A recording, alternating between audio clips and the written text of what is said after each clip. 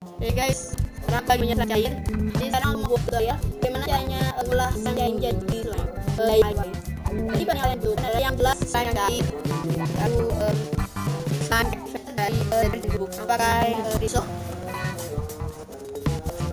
Lalu kalian juga butuh air saja. Kita adem.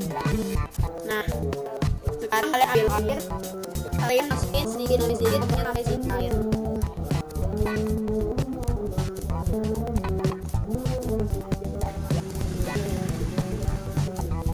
Ya guys, sekarang masih cukup terlalu kita lagi sedikit lagi langsung saja. Guys, rata. Pokoknya kalian minta spice cari ini. Atau kalian ambil sampai dari kepikiran bubuk. Kalian bisa pakai baik apa sih dan kayak kalau kalian ambil itu ya risol dan yang lainnya terserah kalian sih. Nah, itu lihat pokoknya kalian ambil sedikit dulu sampai bayi masuk ya.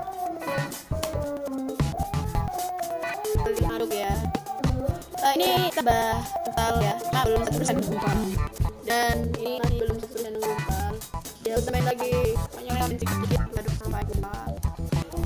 Dan guys, ini dia akhirnya itu bagus lagi dan juga begitu.